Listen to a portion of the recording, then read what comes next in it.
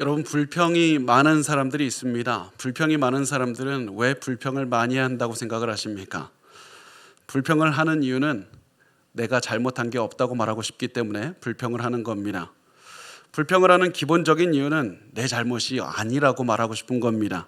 내가 고난당하는 이유는 내 잘못이 아니고 나에게 작은 어려움이라도 생기는 이유는 내 책임이 아니라 다른 사람 책임이라고, 최소한 내 책임은 아니라 내 책임 이상을 벗어난 다른 사람 때문에 내가 이렇게 어려움을 겪고 있다고 말하고 싶은 겁니다.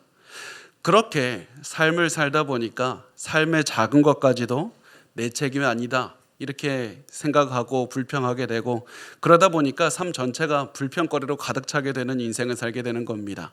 내 책임이 아니라 다른 사람이라고 책임이라고 얘기하는 순간 우리의 인생은 계속해서 불평거리로 가득 차게 되어 있습니다. 어떠한 환경에서도 불평하게 되어 있습니다. 문제가 있어서 불평하는 게 아니라 내 책임이 아니라고 생각하기 때문에 불평하게 되는 겁니다. 여러분, 지금 불평하는 삶을 살고 있습니까?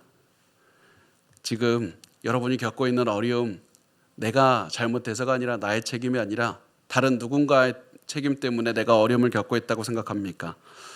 그렇다면 우리가 그 문제를 해결하기 위해서 가장 중요한 것은 다른 사람의 잘못에 대해서 그만 생각하는 겁니다. 내 잘못이 무엇인지 생각하는 것에서 시작해야 됩니다. 내가 무엇을 잘못했고, 내가 이 문제를 어떻게 처리해야 되고, 앞으로 이와 같은 문제를 만났을 때 나는 어떻게 대해야 되는가, 이것을 알아야 됩니다. 이 질문에 대한 답을 찾아서 그래서 내가 문제를 푸는 모습을 바꿔야 되는 겁니다. 내 삶을 바꿔야 됩니다. 내가 살아가는 모습을 바꿔야 되고 내 삶의 태도를 바꿔야 됩니다. 내가 문제를 대하는 태도가 변하지 않으니까 계속해서 똑같은 문제를 반복해서 겪고 평생 불평하며 살아가는 것 아닙니까? 내 인생에 있는 문제가 다른 사람이라고, 다른 사람의 잘못이라고 말하는 그 순간 우리는 인생에서 죄취할 수 있는 것이 아무것도 없습니다. 다른 사람의 손에 문제가 발생해서 그게 나에게 영향을 줬는데 내가 할 수 있는 게 뭐가 있습니까? 내 잘못을 찾아내고 내 부족함을 찾아내서 고치질 않으면 평생 우리는 불평하면서 원망하면서 계속 살아가게 될 겁니다. 가장 큰 문제는 나에게 있다. 그 마음을, 생각을 가지고 우리의 삶을 대해야만 됩니다. 그래서 우리가 문제를 만났을 때는 반드시 이거를 기억해야 됩니다. 나에게 문제가 있는지 없는지 그게 중요한 게 아니다. 중요한 것은 문제를 대하는 나의 자세가 훨씬 중요하다.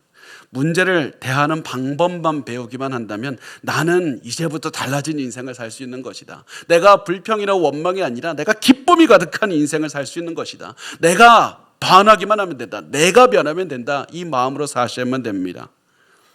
그러면 우리가 문제를 나의 문제라고 생각하고 삶의 자세를 이제 바꾸기 시작해야 되는데, 우리가 문제를 나의 문제다, 나의 책임이라고 이렇게 생각할 때 그 생각하기 전에 사실은 한 가지 버려야 되는 게 한 가지가 있습니다.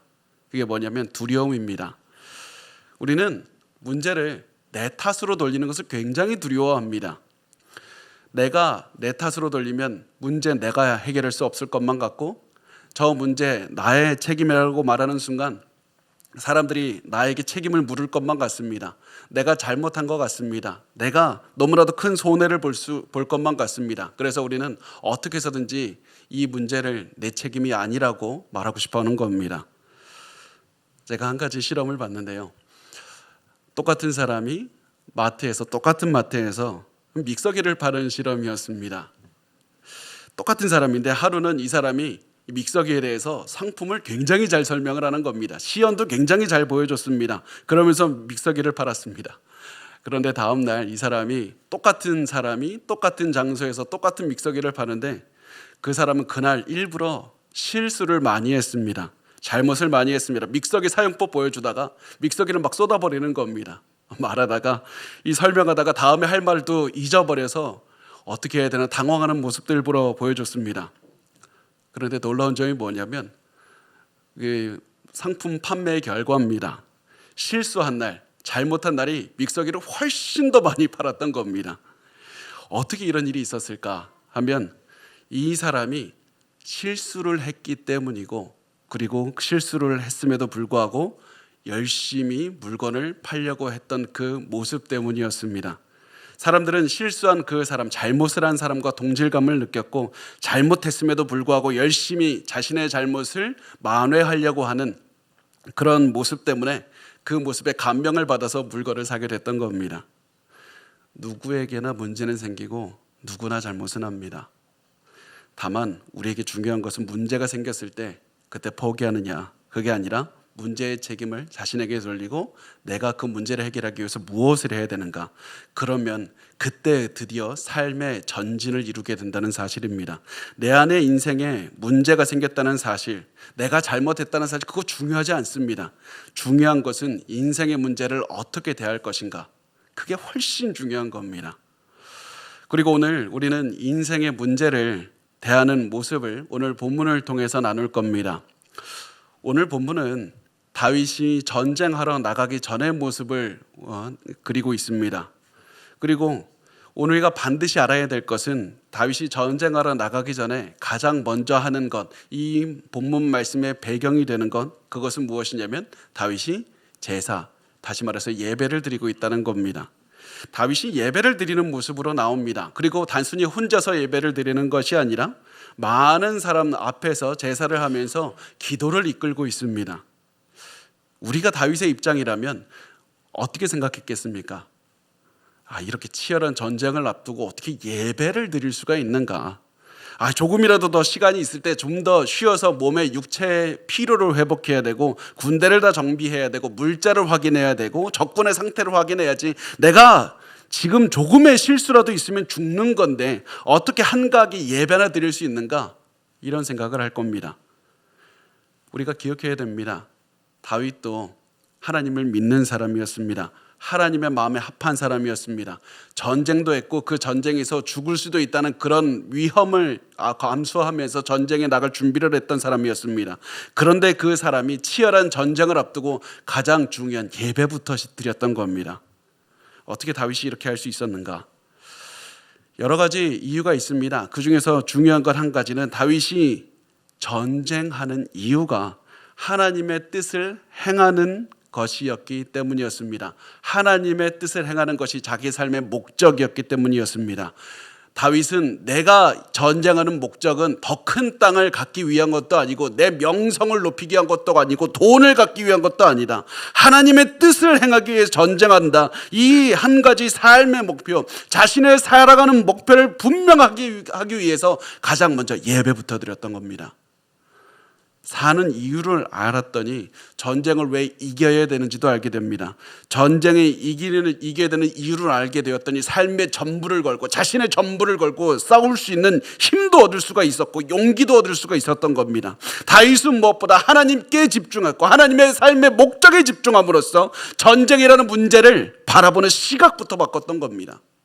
단순히 내가 이기고 싶다, 무서운데 어쩔 수 없이 싸워야 된다, 이런 것이 아니라 내가 문제가 아니라 하나님께서 나에게 이것을 명령하셨고 내가 이것을 하나님의 말씀하신 그 목표를 수행하기 위해서 간다. 이것을 회복하는 순간 다윗의 삶은 전혀 바뀌게 되는 겁니다. 다윗이 문제를 바라보는 시각도 바뀌는 겁니다. 전쟁이라는 강력한 문제보다 더 강력한 하나님께 집중할 수 있게 되었고 하나님께서 명령하셨으니 내가 이것을 이룰 수 있게 되었다. 이 마음을 예배드리는 것을 통해서 이루었다는 겁니다. 예배드리기 전에는 내 능력, 상대방의 능력, 내가 할 수 있을까? 저 사람이 훨씬 강할 것 같은데. 그런데 이제는 예배를 통해서 하나님의 능력에만 초점을 맞추게 되었습니다. 그래서 우리가 이것을 통해서 깨달을 수 있는 것, 문제를 해결하는 첫 번째 단계는 하나님께 집중하는 겁니다. 하나님께 예배를 시작해야 되는 겁니다. 예배를 통해서 내가 하나님의 뜻을 행하는 것이다, 그 뜻을 행하기 위해서 내가 오늘도 살아간다, 그것을 기억하는 것에서 시작해야 됩니다. 두 번째, 문제를 해결하는 두 번째 방법은 공동체와 함께해야 되는 겁니다. 공동체를 떠나서는 절대로 안 됩니다. 마귀는 여러분이 공동체를 떠나는 것을 기뻐합니다. 그게 마귀의 전략입니다. 절대 공동체를 떠나서는 안 됩니다. 그 말씀이 이 시편 20장 1편에서 나오는데, 환난 날에 여호와께서 내게 응답하시고 야곱의 하나님의 이름이 너를 높이 드시며. 자, 이 말씀이 전쟁에 나가기 전에 전심으로 제사를 드리는 다윗을 위해서 다윗이 한 게 아니라 다윗을 둘러싼 백성들이 다윗을 위해서 하는 기도문입니다. 다른 사람들이 하는 게 아니라 다윗이 제사 드리고 있는 그 모습을 보면서 백성들이 기도하고 있는 겁니다. 다윗이 전쟁이라는 큰 문제 앞에서 혼자 문제를 해결하려고 했던 것이 아니라 이 위대한 믿음의 사람이 하나님의 백성들과 함께 기도했던 겁니다. 백성들의 기도문을 듣고 있습니다. 다윗은 하나님의 백성들과 함께 예배하면서 자신을 위해서 기도하는 백성들의 기도를 들으면서 자신의 삶의 목표를 다시 한번 분명하게 했던 겁니다. 여러분, 문제를 해결할 때 절대 공동체의 힘을 간과하지 마십시오. 여러분이 문제가 생길 때 절대 교회 공동체에서 멀어져서는 안 됩니다. 그게 바로 사단이 원하는 겁니다. 사탄이 노리는 겁니다. 여러분이 힘이 없을 때 여러분을 위해서 기도하는 사람들이 항상 있어야만 그것으로 이겨낼 수가 있는 겁니다. 다윗이 어떤 사람입니까? 위대한 사람이지만 자신을 위해서 기도하는 백성들과 함께 기도했던 겁니다. 그래서 다윗이 고난 중에서도 계속해서 마음을 세우고 하나님 볼 수 있었습니다. 사람들은 질문합니다. 그러면 어떤 사람들을 내 옆에 두고 같이 기도해야 됩니까? 여러분, 우리가 잘 기억하셔야만 됩니다. 불평하는 사람들을 멀리 하십시오. 부정적인 사람을 멀리 하십시오. 기도하는 사람을 가까이 하십시오.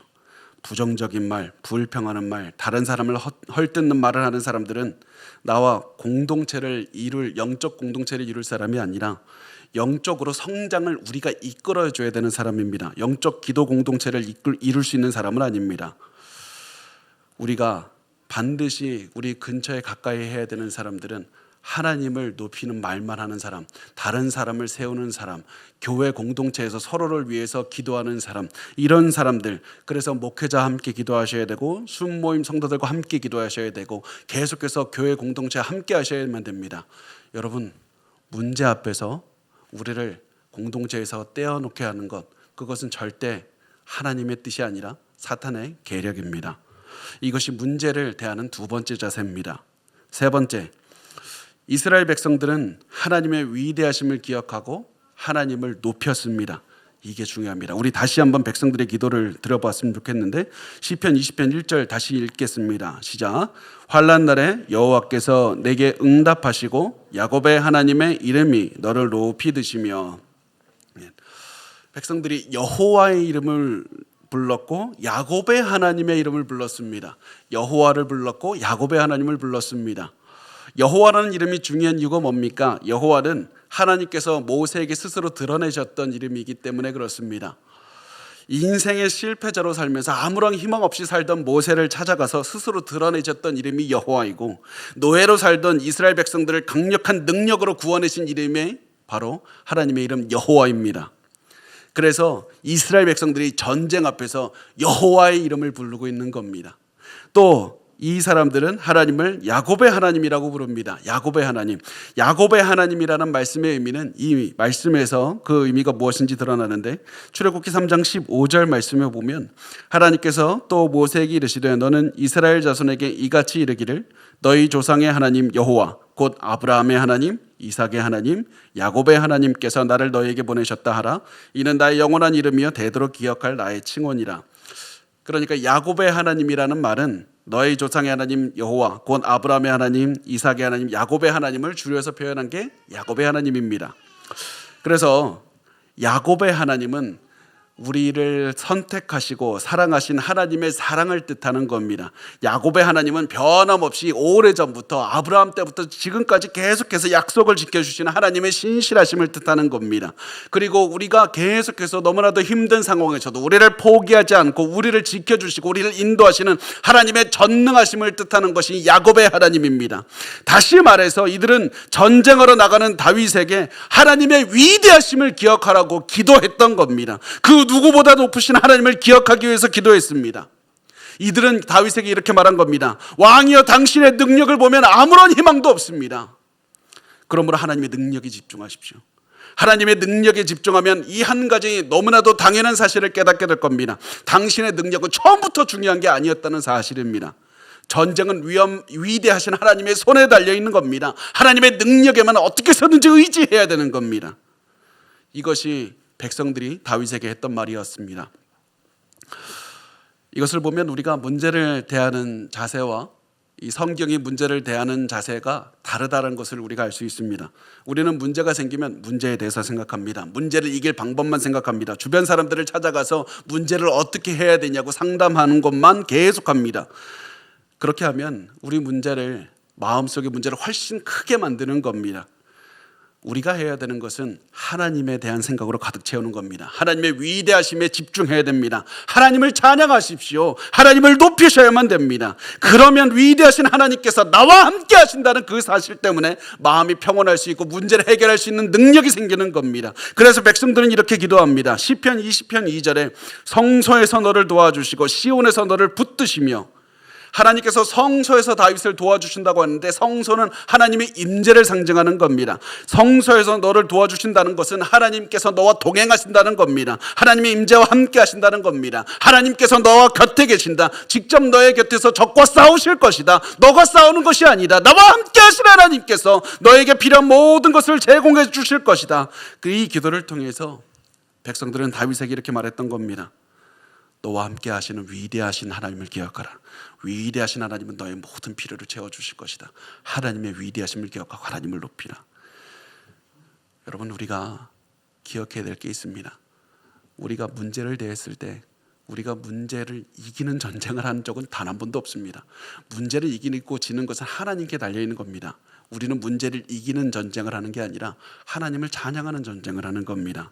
내 몸과 마음에 상처가 나도, 때로 문제 때문에 너무 두려움이 생겨도 그런 상황에서도 하나님을 찬양하는 전쟁을 벌이는 겁니다.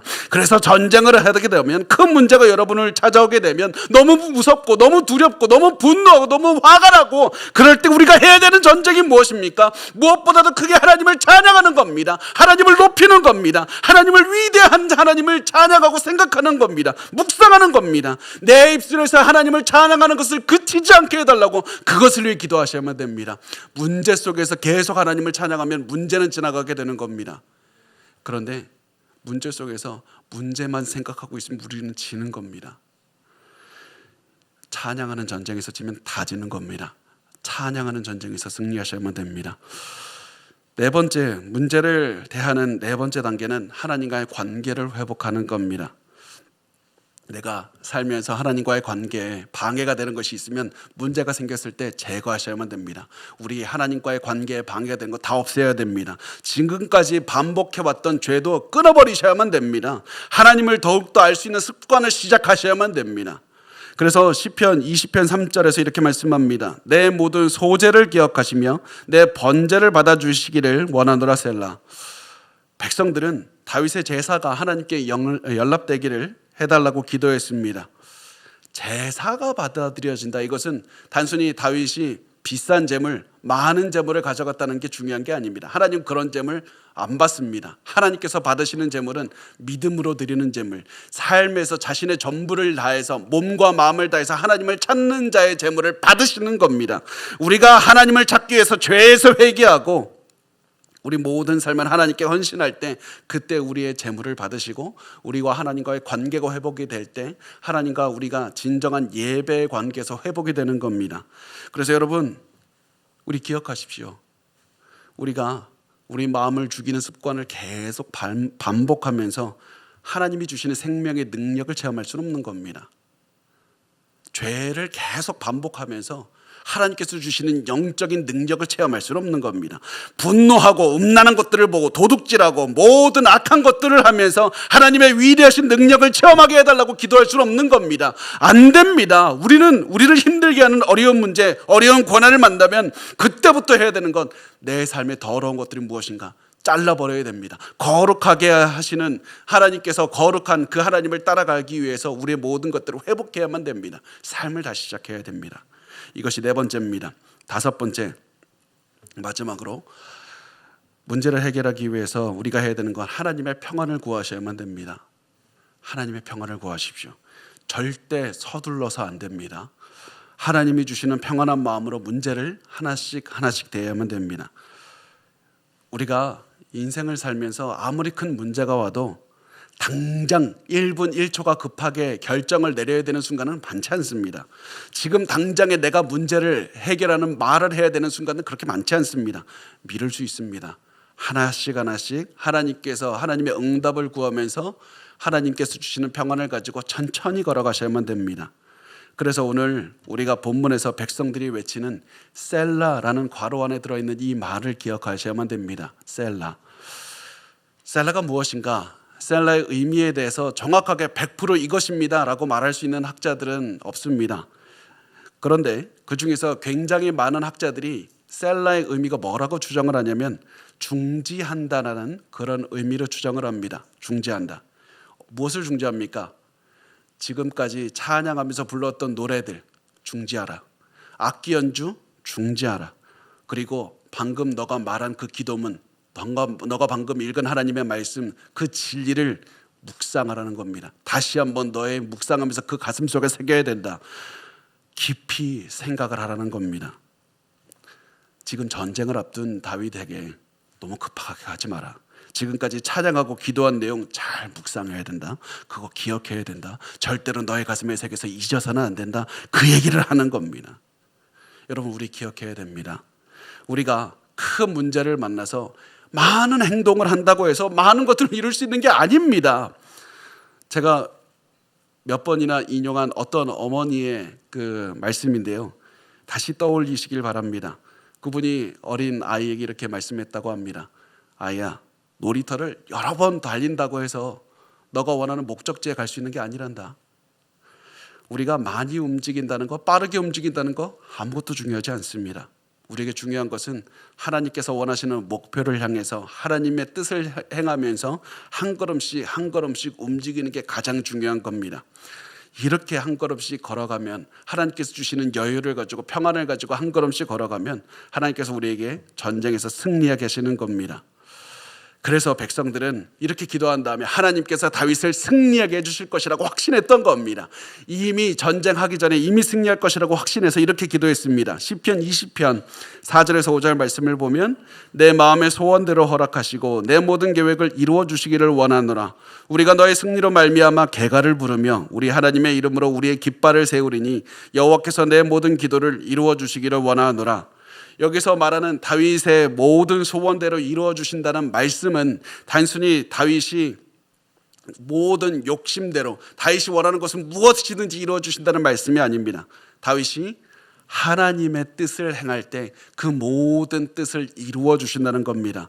다윗이 하나님의 뜻을 알고 하나님의 계획에 따라서 하나님의 목적을 따라서 예배하는 마음으로 하나님을 높이면서 찬양하면서 한 걸음씩 걸어갈 때 셀라 셀라 셀라 하면서 하나님의 뜻이 무엇인가 다시 한번 진리를 가슴속에 새기고 한 걸음 가고, 진리를 가슴속에 세우고 한 걸음 걸어갈 때 하나님께서는 그 다윗의 마음에 품은 하나님의 뜻대로 이루어 주신다는 겁니다.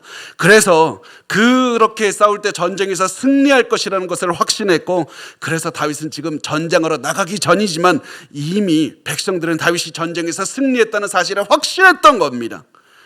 하나님께서 이 전쟁 이기게 하실 것이라는 믿음이 있었기 때문이 있습니다. 승리는 내가 이루는 것이 아니라 하나님께서 이루시는 것이다. 하나님을 믿고 하나님의 뜻을 구하며 하나님을 높이는 다윗에게 하나님께서 원하시는 승리를 주실 것이다. 백성들은 이래서 기뻐했습니다. 그리고 이때 백성들의 기도를 듣고 있던 제사장이 있었습니다. 제사장이 하나님께서 백성들의 기도에 응답하신다는 확신을 가졌습니다. 그래서 이렇게 선포합니다. 시편 20편 6절에 여호와께서 자기에게 기름 부음 받은 자를 구원하시는 줄 이제 내가 아노니 그의 오른손에 구원하는 힘으로 그의 거룩한 하늘에서 그에게 응답하시리로다. 하나님께서 그들의 기도를 확실하게 들으셨다. 그 기도 반드시 응답될 것이다. 하나님께서 특별히 기름 부어 세우신 왕에게 전쟁의 승리를 주실 것이다. 그러면서 오른손, 하나님의 능력을 상징하는 오른손에 구원하는 힘으로 이 이방 군대에게 승리하게 해주실 것을 기뻐하며 외쳤습니다. 이 하나님께서 어디에서 외칩니까? 하나님께서 어디에서 기도에 응답합니까? 거룩한 하늘에서 하나님이 응답한다고 합니다. 이들은 성소에서 제사 드리고 있습니다. 그런데 하나님께서 성소에 계신 분이 아니라 거룩한 하늘에 계신 분이다. 위대한 하늘에서 온 땅을 통치하시는 분이다. 하나님, 전지전능한 하나님께서 너에게 승리를 주실 것이다. 이것이 바로 제사장이 기뻐하면서 외쳤던 것이었습니다. 하늘에 계신 위대한 하나님은 너가 어디를 가든지 너에게 승리를 주실 것이다. 이러면서 기뻐하면서 확신하면서 승리를 선포했는데, 이렇게 승리를 선포할 수 있었던 이유는 이들이 하나님께 위대하신 하나님께 집중했기 때문이었습니다. 7절과 8절 말씀에 보면 이렇게 말씀합니다. 우리 같이 읽겠습니다. 시작. 어떤 사람은 병거, 어떤 사람은 말을 의지하나 우리는 여호와 우리 하나님의 이름을 자랑하리로다. 그들은 비틀거리며 엎드러지고 우리는 일어나 바로 서로다. 아멘. 여러분이 이 말씀을 가슴속에 새겼으면 좋겠습니다. 여러분의 책마다 다 써서 그것을 기억했으면 좋겠고, 여러분의 방문마다 다 글 써서 붙였으면 좋겠습니다. 어떤 사람은 병거, 어떤 사람은 말을 의지하나 우리는 여호와 우리 하나님의 이름을 자랑하리로다. 그들은 비틀거리며 엎드러지고 우리는 일어나 바로 서도다. 자신의 무기를 의지하는 사람은 전쟁에서 패배합니다. 하나님을 의지하는 사람은 반드시 성공할 것이다, 승리할 것이다. 그런데 우리가 반드시 기억해야 되는 게 있습니다. 세상 살면서 문제 앞에서 하나님만 의지하기는 쉽지 않을 겁니다. 어려울 겁니다. 우리 눈에 보이는 적군은 엄청나게 강해 보일 겁니다. 그들을 볼 때 두려움에 가득 차게 될 겁니다. 그 증거로 성경이 뭐라고 말씀하냐면 어떤 사람들은 병거, 말을 의지할 것이라고 말씀합니다. 병거와 말은 우리 시대로 말하면 최첨단 장갑차입니다. 엄청나게 뛰어난 최첨단 무기입니다. 그래서 그 당시 군인들은 병거와 말만 봐도 두려움에 휩싸여서 벌벌 떨었습니다. 그래서 세상 사람들은 병거와 말을 의지할 것이라고 말씀을 합니다. 병거와 말을 의지하는 것은 세상적인 관점에서 지극한 상식적인 선택입니다. 그런데 세상의 상식에 의지했더니 세상의 힘에 의해서 실패한다는 사실을 말씀합니다. 세상의 힘으로 전쟁하면 우리는 실패하는 겁니다. 우리는 패배하는 겁니다. 우리에게 필요한 것은 자연적인 힘이 아니라, 세상의 상식의 힘이 아니라 초자연적인 힘으로밖에 이길 수가 없는 겁니다. 세상의 상식이 아니라 하나님의 상식으로 이기셔야만 됩니다. 그래서 말과 병거를 자랑해서는 안 되고 하나님을 따르고 하나님께 순종하고 하나님께 희망을 걸고 우리는 싸워내야만 되는 겁니다. 하나님을 높이는 전쟁을 하고 하나님을 찬양하는 전쟁을 해야만 되는 겁니다. 그럴 때 우리가 승리할 수가 있습니다. 자신의 능력과 힘을 믿는 적들은 무너질 겁니다. 하나님을 찬양하는 우리는 결코 쓰러지지 않을 겁니다. 하나님을 의지하십시오. 하나님이 유일한 소망이라는 마음으로 하나님을 의지하시면 됩니다. 그리고 이 말을 들은 다윗은 기뻐하면서 전쟁하러 나갔습니다. 그리고 이 기도를 통해서 전쟁을 이긴다는 확신을 가진 다윗은 기뻐하면서 출정했습니다. 그리고 다윗의 뒷모습을 보면서 백성들은 이렇게 기도합니다. 시편 20편 9절 말씀 우리 같이 읽겠습니다. 시작. 여호와여 왕을 구원하소서. 우리가 부를 때 우리에게 응답하소서. 아멘. 백성들은 다윗의 승리를 확신했습니다. 그런데 또다시 다윗을 위해 기도합니다. 전쟁하러 나가는 다윗을 위해서 주여 응답하여 주시옵소서, 주여 구원하여 주시옵소서. 저들이 또다시 기도합니다. 왜 그렇습니까? 하나님은 하나님의 백성의 기도를 사용해서 승리를 주시기 때문에 그렇습니다. 그리고 다윗은 저 백성들의 기도하는 소리를 들으면서 담대하게 승리하고 승리로 나갈 수가 있었던 겁니다. 그래서 백성들은 다윗을 위해서 또다시 기도하면서 자신의 전부를 걸어서 기도했습니다. 여호와여 왕을 구원하소서. 왕에게 승리를 주소서. 여러분, 우리가 문제가 있습니까? 고난 가운데 있습니까? 우리 오늘 5가지 나눈 거 반드시 기억하시기 바랍니다. 예배에 승리하셔야만 됩니다. 함께 기도하는 기도의 공동체가 있어야 됩니다. 하나님의 위대하심을 기억하셔야만 되고 찬양해야 됩니다. 하나님과의 관계를 회복해야 됩니다. 하나님께 주시는 평안의 마음으로 계속 문제를 하나씩 대해야만 됩니다. 그 어떤 문제라고 할지라도 하나님께서 풀 수 없는 문제는 없습니다. 여러분, 지금 어떤 문제가 있든지 우리 지금 문제로부터 도망가고 불평하고 또다시 문제를 반복하는 인생 살지 말고 우리 하나님의 방식으로 하나님을 찬양하면서 하나님의 백성으로서 우리 오늘 본문에 나온 것처럼 우리 앞에 있는 전쟁을 이겨냈으면 좋겠습니다. 하나님의 능력으로 하면 모든 것이 가능합니다. 지금 우리가 해야 될 것은 그것을 우리 삶에 적용하며 하나님을 따라가는 것밖에 없습니다. 그러면 이길 수 있습니다. 우리 모든 문제 다 이길 수 있도록 우리 기도하면서 하나님께 나아갔으면 좋겠습니다.